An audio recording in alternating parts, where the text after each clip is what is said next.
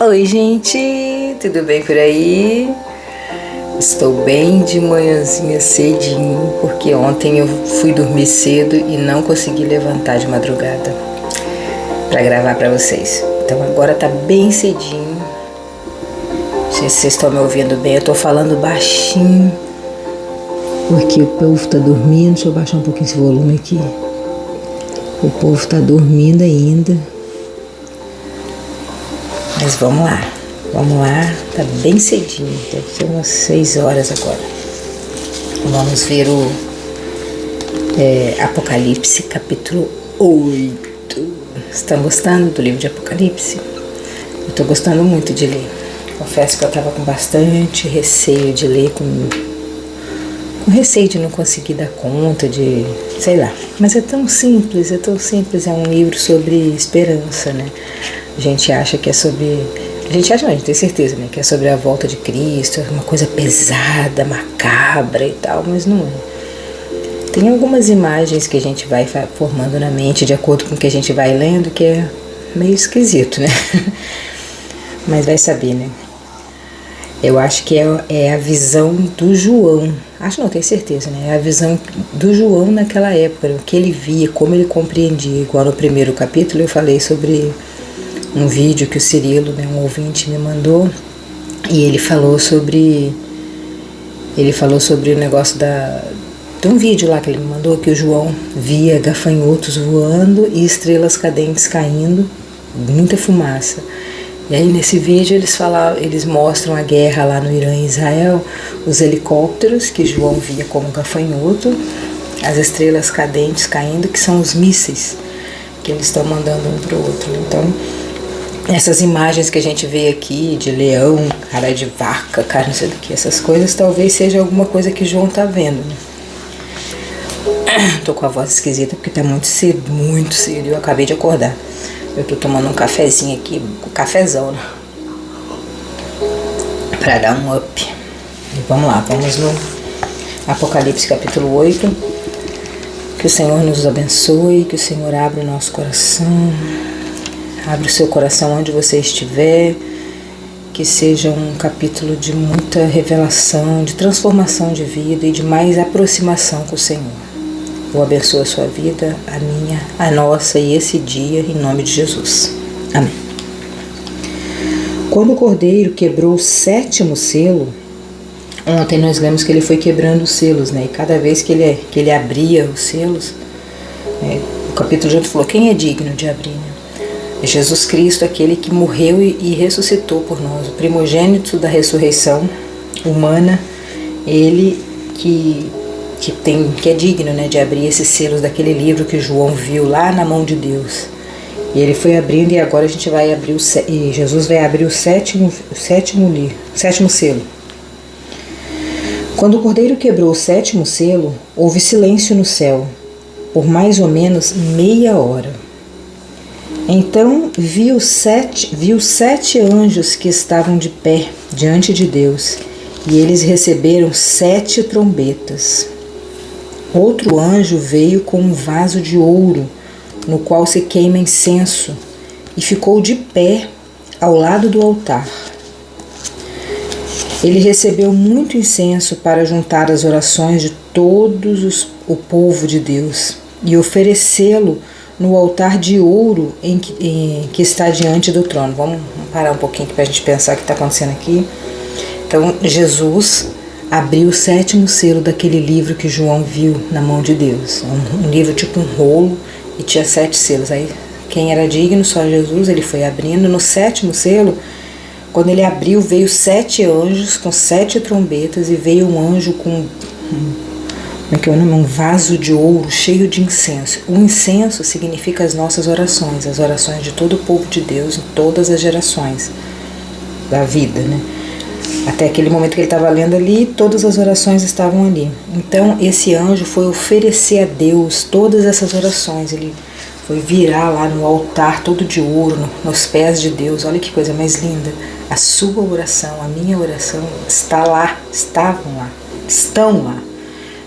Porque Como eu já disse, né, o Senhor vive no Kairos, ele vive acima do tempo, do Cronos. Nós vivemos no Cronos, mas ele não, ele vive no Kairos. Então, isso aqui está acontecendo agora. Todo o tempo lá de Deus é agora. O nosso é demorado, é enrolado, a gente acha que tem tempo de fazer um monte de coisa, mas para Deus é tudo agora. Deus vive no agora. Por isso que a gente tem que estar presente no agora, tem que viver esse momento que a gente está aqui agora, ouvindo a palavra de Deus, nesse dia, nessa noite, seja a hora que você estiver ouvindo, você tem que estar presente, tem que estar com os ouvidos atentos, com o coração voltado. São apenas alguns minutos que você vai ouvir a palavra de Deus e pode transformar a sua vida, pode transformar mesmo a sua vida. Então, lembre-se que Deus vive no agora, para Ele não tem tempo, tudo para Ele acontece instantaneamente.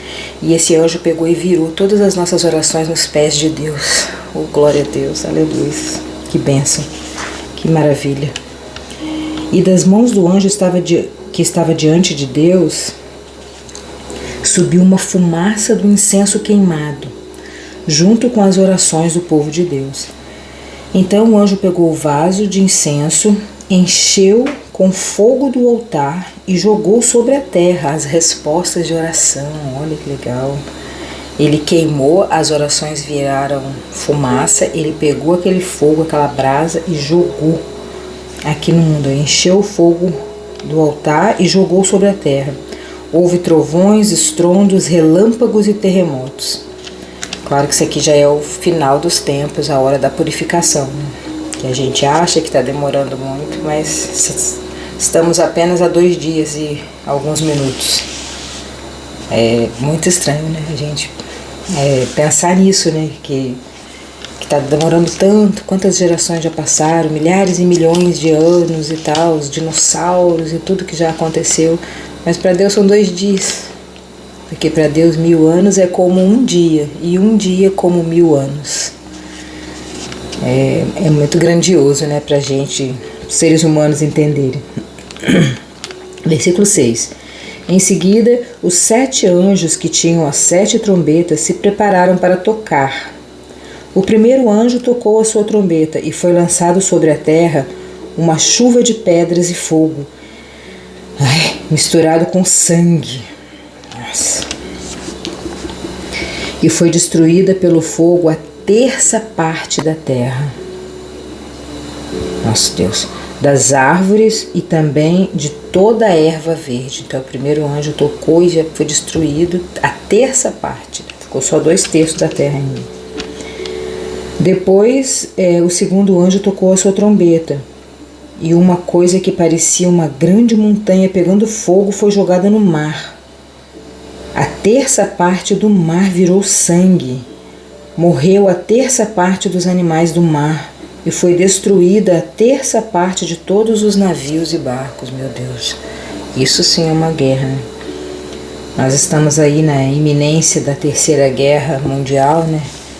Eles estão ali brigando, Estados Unidos lá, se metendo, e aquela confusão, e a gente fica com um pouco de medo, mas também a gente sabe, né, que isso aqui vai acontecer, né? Mesmo que a gente não queira acreditar, ache que é bobeira, que é mentira, mas se tudo até aqui aconteceu, passo a passo, de tudo que está escrito nessa Bíblia, nessa palavra aqui, aconteceu, por que isso não aconteceria, né? Claro que talvez não seja assim ao pé da letra, porque, como eu disse, é a visão de João naquela época, né? Então pega uma montanha e joga no mar e vai ser 1/3 de tudo que está ali dentro vai ser destruído. Pode ser sei lá, um foguete, alguma coisa, né? Não sei. Mas que vai acontecer, vai. A gente querendo ou não. Eu gostaria muito de não estar aqui. Gostaria, espero não estar. Vamos ver. Cadê? Me perdi, fico conversando. E foi destruída pelo fogo a 1/3 parte das águas, das ervas.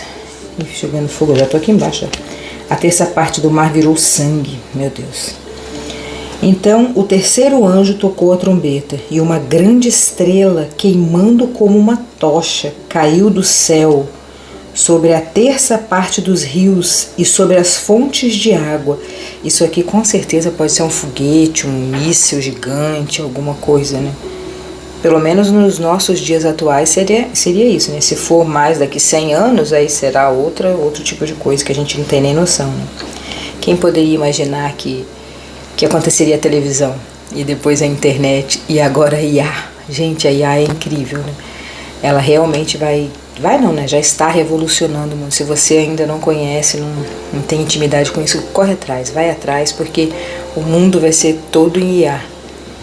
E é uma outra revolução que está acontecendo, com certeza virão outras, né? Mas enfim, procure se informar sobre a IA, ela ajuda muito. Claro que tem muita coisa horrível, né? Mas ela faz muita coisa legal. Vou voltar. É bem pequenininho hoje, por isso que eu estou conversando mais. E essa grande estrela gigantesca, enorme, queimando fogo com uma tocha, ele fala, caiu do céu, veio de cima, provavelmente é um míssil, né? E foi nos rios e nas fontes de água que daí as pessoas ficam sem água, né? Que é uma estratégia melhor que essa, contaminar a água, destruir a água. Nós somos feitos de água, a gente não sobrevive, né? Não precisa a gente fazer mais nada, só tira a nossa água e acabou. Estamos mortos. O nome dessa estrela é Amargura. Ai, tem até nome. Amargura. Amargura. Na minha cabeça vem que pode ser do povo do Irã, né? Porque você não sabe, não assistiu os primeiros episódios que nós lemos lá de Gênesis, né? O pessoal do Irã é da família de Ismael, o filho primogênito de Abraão, mas da carne, né? Eu expliquei isso lá naquele coisa. A Sara não podia ter filhos, ela pediu para a escrava dela, Agar, né, fazer coisinha com Abraão e teve um filho chamado Ismael. Para eles ali, Ismael é o primeiro, realmente ele é o primogênito. Só que ele é o filho do pecado, ele é o filho da carne, ele é o filho da terra, o primogênito da terra. Deus falou que Sara e Abraão teriam um filho que seria a descendência de Abraão, que no caso é Isaac, que depois de um tempo Sara riu, achou que não ia ter mais, e daí ela teve o Isaac, com 100 anos, com 90 anos, e Abraão tinha 100. Então eles não aceitam. Daí na cabeça deles, do povo do Irã lá, eles estão assim, certos entre aspas, né? Porque realmente Ismael é o primogênito. E não o pessoal de Israel que é de Isaac. Só que nós que conhecemos a Bíblia, que estamos lendo, compreendendo aqui, nós sabemos que Ismael é o filho da carne, da terra. É o primogênito da terra. E não o primogênito da promessa. A promessa de Deus foi entre Abraão e Sara. E aí eles brigam até hoje por causa disso.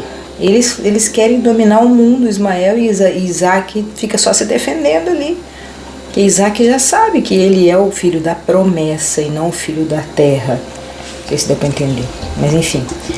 Aí quando fala aqui que o nome da estrela é Amargura, no versículo 11, o povo do Irã, eles são amargurados, né? Eles são amargurados porque eles entendem o que a gente entende, mas não querem aceitar, eles não aceitam que Isaac é o filho da promessa. Quem nasceu primeiro foi Ismael, então é Ismael. Então eles têm uma amargura dentro deles, né? Eles têm um ódio, uma raiva dentro deles. Talvez essa estrela aqui, ó, que está caindo do céu, seja o Irã, né? É só toque de Clay, tá, gente? Quem sou eu para explicar isso? Mas é o que eu estou sentindo agora, nesse momento, né? A terça parte das águas se tornou amarga, e por isso muitas pessoas morreram ao beberem daquelas águas. Aí o quarto anjo tocou a sua trombeta e foi ferida a terça parte do sol, da lua e das estrelas, de modo que perderam a terça parte do seu brilho. Nossa, vai ficar escuro, né? Vai ficar um pouquinho mais nublado, porque vai perder, né, o sol, a claridade, né, o brilho. Não houve luz durante a terça parte do dia e também também da noite. Então foi escurecendo. Depois eu olhei e vi uma águia que voava bem alto no céu, e ouvi a águia dizer em voz forte: ai de vocês, ai de vocês, ai de vocês, que estiverem morando na terra quando se ouvir o som das trombetas, que os outros 3 anjos vão tocar. Ai, nossa, dá até medo. Então nós estamos, e aqui acabamos o capítulo 8, nós paramos na 4ª trombeta, e veio essa águia falante que João viu. Essa águia pode ser, né, gente, pode ser um avião, sei lá, um avião com megafone, né, não sei, porque uma águia não fala, né? Claro que Deus pode fazer falar, mas no caso aqui a gente traduzindo a partir daquele vídeo lá que eu assisti, que foi muito impactante pra mim. Talvez eu mande pra vocês lá no WhatsApp esse vídeo, pra vocês entenderem o que eu tô falando. Essa águia falante lá em cima pode ser um tipo de avião, de jato, sei lá, falando. Ai de vocês, que isso que vai acontecer nós temos certeza. Então nós acabamos aqui com a água, metade do mar virado em sangue, 1/3, né? 1/3 do mar está sangue, 1/3 dos riachos de água doce está amarga, as pessoas que bebem daquela água morrem. E nós estamos no escuro, 1/3 do brilho do dia, da luz. Hoje dá pra ver um pouquinho na janela ali. Eu fechei que fica muito claro, mas 1/3 vai afundando. Quando você regula a lâmpada assim que fica mais escurinho, pois é, desse jeito. Nós acabamos esse capítulo nessa forma, lascados. Eu espero em nome de Jesus que a gente não esteja aqui. Não sei se teria resistência, eu espero não estar aqui. Mas Deus que sabe se a gente aguenta ou não aguenta, até porque o Senhor não dá luta maior do que a gente pode suportar, né? E assim finalizamos o capítulo 8 do Apocalipse, bem aterrorizante. Beijão do seu coração e até amanhã. Tchauzinho.